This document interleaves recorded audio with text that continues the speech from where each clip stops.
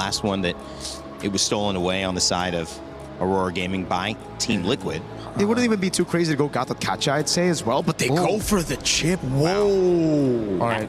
Adding to the unique hero pool seen so far. I think they had a 2 or 3. Yeah, what the heck? All right, we're just seeing surprises. The Granger, I get. You're playing strong side. The chip here is like, it's great, but it will always be dictated by your first ult. If your first ult goes bad, that's GG. Yeah, and also the question is, which one's going to hold the Piercer for ONIC? Yeah, usually you don't want to see two Piercer holders together. I think they're just confident enough to just plop it onto the Hirara, and then the Granger's just going to be peppering everyone from afar anyway. You have some strong frontliners with very decent damage, so they have a good damage spread.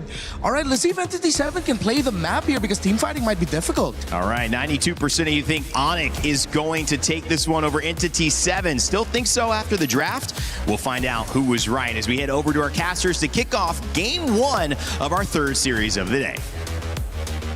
This third series is going to be real interesting. Looking at the way this draft is going to play out, it feels like there's answers on both sides. The real question and the real test is when they hit the Land of Dawn. First interaction, how are they going to play this out nicely? Because the way that I see it, Chip has already figured out the starting point of the enemy jungler. The same can be said for ONIC's side. And Entity 7, like Mirko said, it's that first portal that's going to make the difference. Yeah, the Chip is in a... it's just in a weird place right now, I feel like. I almost thought they'd just go with the Belric. That's not the case, but, you know, whoa, already taking a lot of damage early on. Oh, the flicker used from Sands.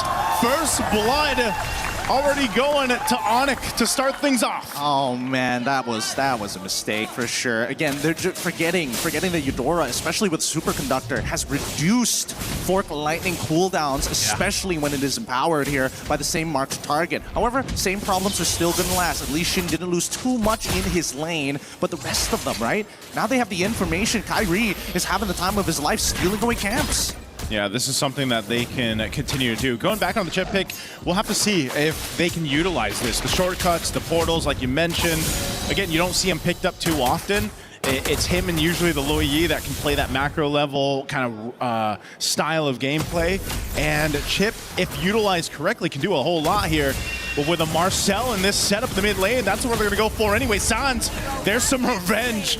Bagwin also able to get a kill now for himself. So, hey, good for Entity 7 to get things going. Really good. And more importantly, this is the fact that Bush understands that, hey, despite not being level 4, it doesn't mean that I can't actually kill you in the lane if I catch you off guard. Especially since Sans very visibly used this flicker in the lane. Now, Kelra kind of out of the fight for now, but he wasn't going to participate in the upcoming turtle anyways.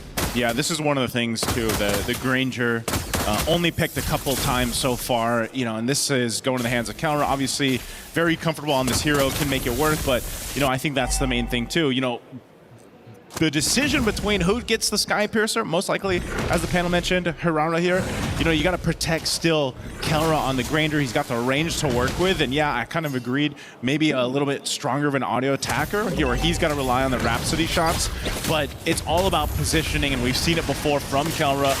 First turtle up, though, that's already going to get started down. RWM drop down, Loot be gone, and now Akashi going to get shredded through here, so a bit of a trade.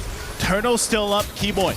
Almost level 4, will have that golden hour available now. They can play around this sense, going forward with the flicker. There's the damage we were looking for again, as Kyrie picks up a kill for himself. Great coordination from the mid trio here, great showing, and more importantly, they understand that Bagwin, he's about to get level 4, so there's no point risking it, even though Kyrie does have a level lead on to Bush. At this stage of the game, right, we're thinking about lane advantages, and from top side, we're probably not going to see much go on. It's a sandbag on that side. Kelra, he's got to be really careful. As long as that flicker is down, if he pushes himself too far forward, if Doom gets a Zaman Force directly on top of him, he can kill him in that lane, so he's got to be careful for that. What I want to see from Entity 7 here is just playing around their strengths, which is really, you know, real-world manipulation. We've seen this so much with the Eve pickups. Kyrie sees, he's like, hide on bush, I see you in that bush, I'm going to go for this anyway. A lot of damage coming through. Ollie-ooping it over to Sans as he's able to cap off the kill. Get out of my jungle, says Kyrie. Yeah, the problem is that once you see the stun be thrown out, he has no way to kind of, close the get out with any iframes at that point. Kelra now getting an early Sky Piercer is great. The question is whether or not he's going to be able to participate in the very first fight here. Because so far, Sans has kind of given the layup over to Kyrie. At some point, it's got to go over to Kelra. Yeah, eventually, but the strengths, man, and this is why the Eudora is so just a top priority pick right now. You're seeing it in action in the early game to be able to set things up in this manner and also kind of supplement a jungler like the Hirara in the hands of Kyrie is something that you can make work so well from the early game all the way to the late game. And now this turtle finally going to be started up here. It's been delayed pretty much out. They're going to go for another kill. Akashi once again shredded through. A golden hour is going to drop down. Now Kelra's a part of the fight. He wants to get the stacks he's looking for. Doom's got to defensively Zaman force out. There's another kill for ONIC. And they'll finally make their way for this turtle here. Shin's got no option but to back off.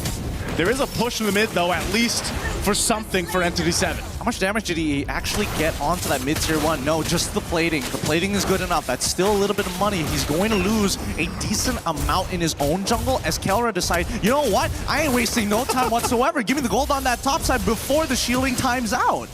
You're seeing it right there, Gideon. That's just how scary that amount of damage can be, that a flicker is burned out from Shin. Just because, again, that snapshot, the interaction with the stun, and as they go into the jungle again, E7, no room to breathe, even on their own side, as Kelra will pick up another stack. There's just so much CC to deal with, and nobody can really stop Keyboy from what he's doing. He's able to run through every single member of the side of E7, and until we see a full commitment, there's just no point. And now they're losing mid-tier 1, which is a pivotal point in the map. Golden hour, drop down, Kelra lining up the shots, and it's right lined up for Shin, and out in the mid lane. Daytona's welcome into the team. They landed on through. Luffy's gone, but E7 looking to fight back down, running it for Sans. He's gonna have to burn the flicker. The re-engage comes through. Snapshots are there. Oh, Bagwin, 1 HP. He'll get back to base. Could have been way worse for Entity 7 there. Way worse, for sure. But man, let's look at the goal difference here, because somehow Kelra has been more effective in these team fights in comparison to Doom, who's been struggling again because of that golden hour. Let's look at this replay one more time, right? Golden hour catches onto 2 members. They line up the shots perfectly, but by the time Akashi actually gets into the middle of this fight, they kind of don't have enough damage, right? You can see that Doom, unfortunately, tries to get this kill onto Keyboard, but they still have plenty of battle spells. So the innate impact that we see from ONIC is just too much to handle, and Doom ain't gonna waste a free Purify just to get out of a golden hour or walk around it. Yeah, for E7, they want to go ahead and start letting, Doom scale up. This is what we see with Harith, right? Eventually, you're able to do a whole lot with that Zaman Force. They just really haven't been able to have that upper hand fight against, this lineup that ONIC has. A big component to that, again, the golden hour. I'm surprised, Marcel, we haven't seen him pop up as much, especially back, wildcard and then even in MWI. And it's like, he's still so useful with that golden hour alone. But even Chip can do something similar. A little bit of stun here on Keyboy. This fight for this turtle, though, to see if anyone's actually able to secure it. Hidon Bush will just now pick up that Sky Piercer, though. I'm not sure if that's even going to get any value this time around. Considering what's about to happen, Hidon Bush gets caught out just like that. I mean, these interceptions, they can't... Wait, hold on. Oh, they're just going for it. Another stack for Kelra. Akashi could be next. Infernal Pursuit, but there's a double now for this Granger for Kelra. Stacks on stacks, and that's going to be a turret. And just another objective. That's a huge miscommunication for the side of Entity 7. ONIC now going to take full advantage of this. Is Kelra now leading the charge by himself with the rest of his team to say, you know what? We're going to take everything. What are you going to do? Chase us? Doom trying, but he's not going to catch up to Keyboy anytime soon. Yeah, you're not going to catch a Marcel like that, So, yeah, I don't know. That was clearly a mistake, a misstep there for E7 to be on that side, to lose their jungler, but the punishment also is just more turrets, more space. Even in that replay, it just happens so quickly, and then you get collapsed on. And if you line yourselves up like this for E7, you're trying to keep things from getting too worse. It's just, ONIC does such a great job at giving those stacks over to Kelra, too. They know that that's a big part of these team fights now. I mean, look at the health bars. They're just dropping as they try to get to the base. They try to get away, but Bagwin's down, and now Akashi gets blown up as well from the shots from Kelra. He didn't want to use his flicker either. Again, I feel like E7, they understand that their battle spells are like so key to their composition, but at the same time, they're not using it to save themselves. Now we have a 13-3 lead, a 5.7k lead at 8 minutes into the game, which is not, I'm not gonna lie, it's pretty devastating on top of the fact that Kelra is almost max stacks at this stage of the game on his Sky Piercer. Yeah.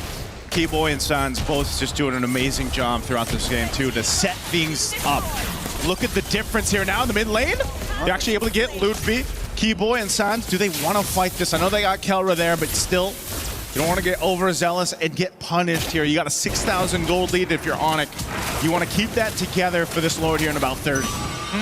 First items priority. I like how Ludwig is like, no, I'm not going to think about sustain whatsoever. All I'm thinking about is maintaining my stacks, get me a Guardian helmet, and yeah, I'll make something happen. He is a thick boy for a good reason, but also such a huge deterrent for E7. Like, Yeah. what are they going to do as soon as he starts charging up the Daytona's welcome, right? On the opposite side, I do want to see whether or not E7, specifically Vagwin, he needs to get a backline attack onto Kelra. Yeah, I feel like he's been trying, you know, like he's been trying to find that positioning, but there just hasn't been that opening that they're looking for. And now at this point, it looks like E7's just gonna have to give this Lord over to ONIC, let them do their things. Akashi's gonna give the information. There's quite a few here. They're trying to push up top too, but Lord already secured by Kyrie. Vagwin gone. I mean, this is just not where you want to be. And now Daytona's welcome to keep Akashi in place. Line it up again for Kelra to get a double again. And E7, it's looking really dire here in game one. I think this game is almost over. ONIC is in a point where their snowball is a little too big. And they're purposely delaying Hide on Bush. He will not be able to get with the rest of his team, and now his death timer is staggered. Yep. Already base turret's gonna be worked on. Doom trying to drop it down with his Almond Force, but still just delaying possibly the inevitable here. Almost a 9,000 gold lead as Lord is gonna approach this mid turret. The defense shield's still gonna pop, but the Lord is still up, and now the pressure's here. 15 still, 4 Hide on Bush to be up. They're gonna drop it down once again. Ludwig, Daytona's welcome. Throw him into the wall. Kyrie, meanwhile, on the other side's working. Burns a flicker out. Akashi, no chance. And now looking to take out Doom as well. He's trying to avoid the shots from Kelra, but he can't avoid Kyrie. And they're looking for more. Finally, Kelra goes down, but Kyrie's here as well. It's a different KK connection. It's a maniac for Kyrie. And that's all ONIC needed in this game one. Under 12 minutes, they'll cap out game one against Entity 7. 21-6 the final score, and they're gonna farm one more before they close out the very first match. Egos were tested this time round.